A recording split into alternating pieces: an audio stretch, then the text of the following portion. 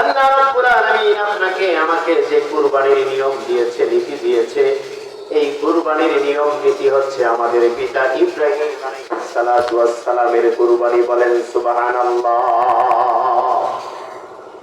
আল্লাহ রাব্বুল আলামিন ইব্রাহিম আলাইহিস সালামের কুরবানির কথা কোরআনুল কারীমে উল্লেখ করেছেন।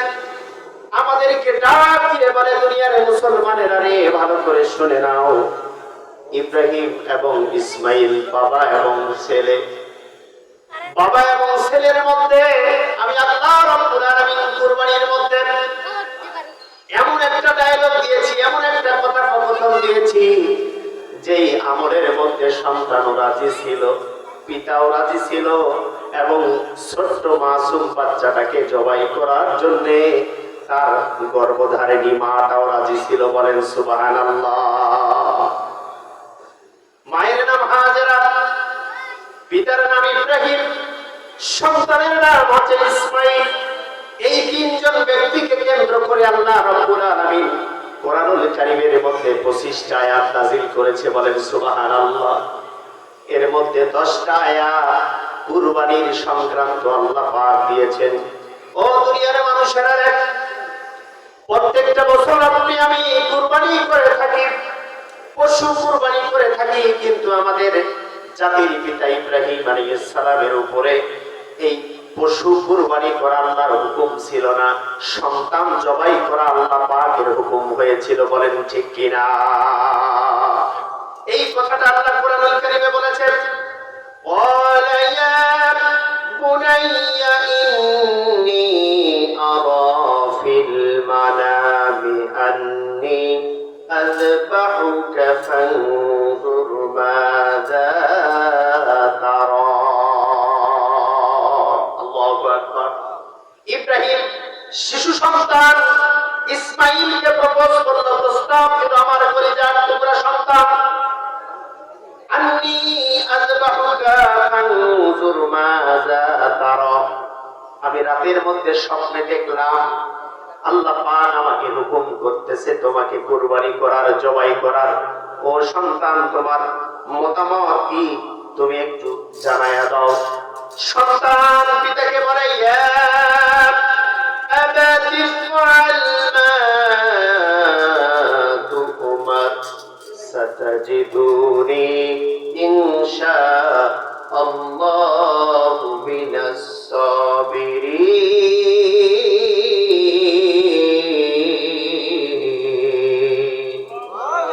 রব্বুল আলামিন বলে, দুনিয়ার মানুষ ভালো করে শোনো, নিজের জন্মদাতা পিতা যখন সন্তানকে জবাই করার জন্য প্রস্তাব দিল, আর সন্তানকে বলল, আমার কলিজার টুকরা সন্তান, আল্লাহ আমাকে আদেশ করেছে, আমি স্বপ্নে দেখেছি তোমাকে জবাই করতেছি, আল্লাহর এই হুকুমের ব্যাপারে তোমার মতামতটা কি? এবার সন্তান আব্বাকে প্রস্তাব দেওয়ার পরে আব্বাকে উত্তর দিল, আব্বা, এই হুকুমটা যদি আল্লাহর হয়, আমাকে জবাই করা যদি আল্লাহ পছন্দ করে, তাহলে 1 সেকেন্ড দেরি নাই, এখনই আল্লাহ যেভাবে বলেছে সেইভাবেই আপনি আল্লাহর হুকুম পালন করে দেন। সুবহানাল্লাহ। ভাই ভালো করে বুঝেন, পিতা সন্তানকে বলছে আমি তোমাকে জবাই করতেছি, এটা আল্লাহ আমাকে বলেছে স্বপ্নে, তোমার মত কি? সন্তান বলছে আমি রাজি, আল্লাহ আপনাকে যেভাবে বলেছে ঠিক সেইভাবে আপনি আদায় করেন। ইফআল আমরের সিগা, আপনি করুন। কিভাবে করুন? মা তুকমার, আপনাকে যেভাবে আদেশ করা হয়েছে ঠিক সেভাবে করুন, এর 1 ইঞ্চি পরিমাণ হেরফের করবেন না। বলেন না সুবহানাল্লাহ। আল্লাহর হুকুম মানার জন্য 8 থেকে 10 বছরের একটা সন্তান কিভাবে রাজি হলো ভালো করে বুঝেন। নিজের গলায় ছুরি চালাই দিতে হবে, হত্যা হতে হবে, এই দুনিয়ার জমিন থেকে চিরতরে বিদায় নিতে হবে। সন্তান নিশ্চিত জানে আমি মরে যাব, আমার সন্তান এই আমার রক্ত পিণ্ড শরীরটা দুনিয়ার জমিনে ছিটিয়ে ছিটিয়ে থাকবে, শকুন আমার শরীরটাকে ছিঁড়ে ছিঁড়ে খাবে। এটা জানার পরেও সন্তান আব্বাকে বলছে আমাকে জবাই করে দেন, কারণটা হচ্ছে এটা হুকুম আল্লাহ। বলেন হুকুমটা কার? আরো জোরে বলতে হবে, এই কুরবানির হুকুমটা কার? ও দুনিয়ার জমিনের মুসলমান, আপনাদেরকে বলতে চাই, আল্লাহ যখনই অর্ডার করবে, আল্লাহ যখন যে আদেশ করবে, আল্লাহ যেভাবে চলতে বলবে, আল্লাহ যেভাবে ভোট দিতে বলবে, আল্লাহ যেভাবে দল করতে বলবে, আল্লাহ যেই পথে চলতে বলবে, আর এক সেকেন্ড এদিক সেদিক করা যাবে না। আল্লাহ যেই হুকুম যেভাবে করতে বলবে, প্রত্যেকটা মুসলমানের সেভাবেই করা আমাদের উপর আল্লাহ পাক ফরজ করে দিয়েছেন। বলেন কথা ঠিক কিনা? আল্লাহ যেভাবে বলবে আপনাকে আমাকে ঠিক সেভাবে করতে হবে। প্রমাণ সূরা সাফফাত 102 নম্বর আয়াত। ভালো করে শুনুন ভাইরা আমার, আল্লাহ রাব্বুল আলামিন বলে, ও ইব্রাহিম, সন্তানকে তুমি প্রস্তাব দাও, তোমার সন্তানের ভিতরে যদি আমি আল্লাহর ভয় থাকে, তোমার সন্তানটা যদি আমি আমার আল্লাহকে রব বলে মানে থাকে, তোমার প্রপোজ, তোমার প্রস্তাব 1 ইঞ্চি পরিমাণ হেরফের করতে পারবে না। ও দুনিয়ার যুবকেরা ভালো করে শোনো, আজকে আল্লাহ পাক রব্বুল আলামিন আপনাকে আমাকে যেই রাস্তায় চলতে বলছে, যেই পথে চলতে বলছে, ওই রাস্তার বিপথে যদি আপনি চলেন, ওই হুকুমের বিপক্ষে আপনি যদি চলেন, আপনি ইব্রাহিমের কাতারে থাকতে পারবেন না, ইসমাইলের কাতারে থাকতে পারবেন না। আল্লাহর নবী বলেছেন, উদউনি ইলা দারিস সালাম ইসমাইল ওয়া হুয়া দাখালুল জান্নাহ। সুবহানাল্লাহ। দুনিয়ার জমিনে যে সকল যুবকেরা আল্লাহ দিয়া বিধিবিধান মেনে নেবেন, আল্লাহ দিয়া হুকুমকে যারা জীবনে বাস্তবায়ন করবে, আল্লাহ যেই রাস্তায় চলতে বলেছে সেই রাস্তায় চলবে, কোন বাতিল শক্তির পিছনে তারা চলবে না, আল্লাহ দ্রোহী কোন শক্তির পিছনে তারা স্লোগান দেবে না।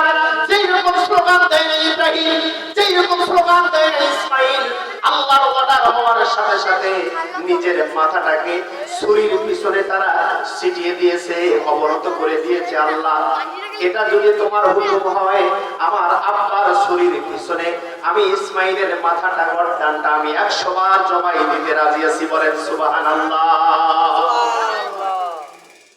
জীবন দিতে রাজি ছোট্ট শিশু ইসমাইল।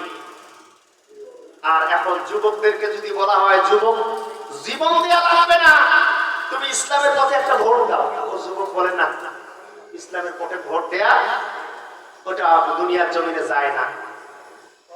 ও ভাই, আজকেও যদি ইব্রাহিম এবং ইসমাইলের কুরবানি আমাদের উপরে বলবৎ থাকতো, আমরা কেউ দুনিয়ার জমিনে আসতে পারতাম না। বলেন ঠিক কিনা? আল্লাহ আমাদের উপরে রহম করেছে, বরকত দিয়েছে, করুণা করেছে। সন্তান জবাই করা লাগবে না, তুমি এখন পশু জবাই করো, সন্তান জবাই করা লাগবে না। তুমি তোমার অন্তরাত্মাটাকে কুরবানি করো, এখন পশু জবাই, সন্তান জবাই করা লাগবে না।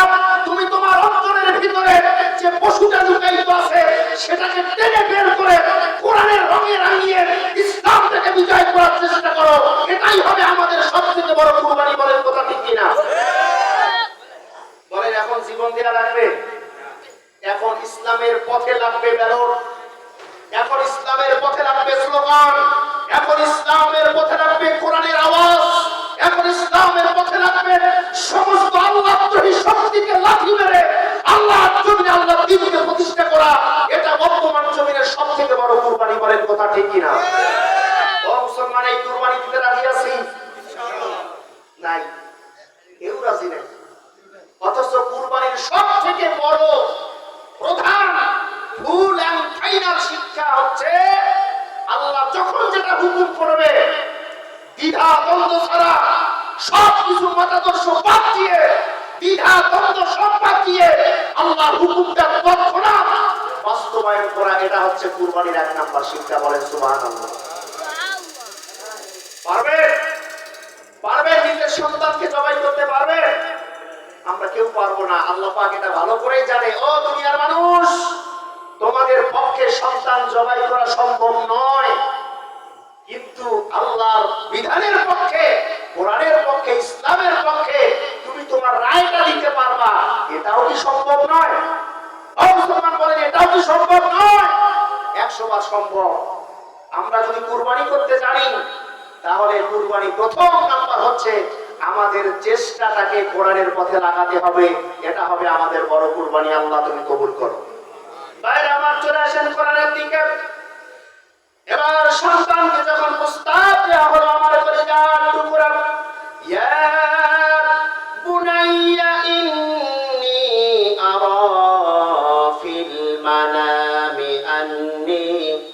أذبحك فانظر ماذا ترى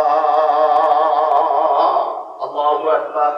ও সন্তান, আমি স্পষ্টভাবে দেখতে পাইলাম আমার নিজ হাত দিয়ে তোমার গলায় আমি ছুরি চালিয়ে দিচ্ছি, তোমাকে আমি জবাই করতেছি, তোমার মতামতটা কি জানতে চাই। শিশু সন্তান, অল্প বয়সের সন্তান ইসমাঈল আলাইহিস সালাম আব্বা যেরকম প্রস্তাব দিয়েছে সেই রকম উত্তর দিয়েছে, ইয়া আবাতি ফাআল মা তুমার সাতাজিদুনি ইনশাআল্লাহু মিনাস সাবিরিন। আল্লাহু আকবার। ও আব্বা, আপনি যেমন দেখেছেন ঠিক তেমনই করুন। সুবহানাল্লাহ বলেন। ইসমাঈল আলাইহিস সালাম বলতে পারতেন যে আপনি যে স্বপ্নে দেখেছেন আসলে রাতের প্রথম প্রহরে দেখেছেন না মিডিল প্রহরে না শেষ প্রহরে, আপনি যখন স্বপ্ন দেখেছেন আপনার উযু ছিল কি ছিল না, আপনার শরীরটা পাক পবিত্র ছিল কি ছিল না, আপনি যে আমাকে জবাই করবেন এটা আমার মা জানে কি জানে না, অনেক প্রশ্ন ইসমাঈল করতে পারতো কিনা, কথা বলে না, আব্বাকে বলতে পারতো কিনা, কিন্তু কোন অজুহাত ছাড়া, কোন হেজিটেশন ছাড়া, কোন রকম দ্বিধা দ্বন্দ্ব ছাড়া আল্লাহর হুকুমটা কিভাবে মানতে হয় এই দুনিয়ার যুবকদেরকে ইসমাঈল আলাইহিস সালাম দেখিয়ে দিয়েছে। সুবহানাল্লাহ বলেন। ইসমাঈল আলাইহিস সালাম বললেন, আব্বা আবাতি ফাআল মা তুমার সাতাজিদুনি ইনশাআল্লাহু মিনাস সাবিরিন।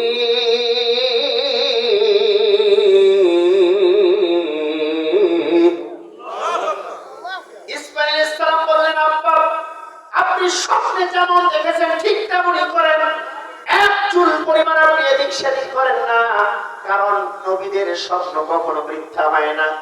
নবীদের স্বপ্নটা হচ্ছে ওহী, নবীদের স্বপ্নটা হচ্ছে জিন্দা স্বপ্ন, নবীদের স্বপ্নটা হচ্ছে সত্য স্বপ্ন।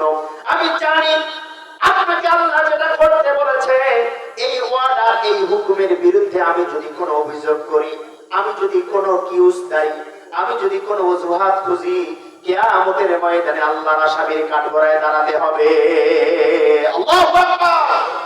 ও আব্বা, আমি কোনো অজুহাত ছাড়া, আমি কোন রকম কোন হেজিটেশন ছাড়াই আল্লাহর ওয়াদা আল্লাহর হুকুম আমি মেনে নিলাম, কারণ যেমন বাপ তেমন সন্তান, যেমন মা তেমন সন্তান। বাপ আর মা যদি ভালো হয় সন্তানও বলেন, বাপ আর মা যদি ভালো হয় সন্তান ভালো হবে। এর প্রমাণ হচ্ছে ইসমাঈল আলাইহিস সালাম। ইসমাঈল আলাইহিস সালামের মা হাজেরা, ইব্রাহিম নবী যখন মরুভূমিতে সন্তানকে আর স্ত্রীকে রেখে চলে যাচ্ছে, হাজেরা বলেছিল, ইব্রাহিম আমাকে রেখে চলে যাচ্ছেন, সন্তানকে রেখে চলে যাচ্ছেন, এটা কি আল্লাহর হুকুম?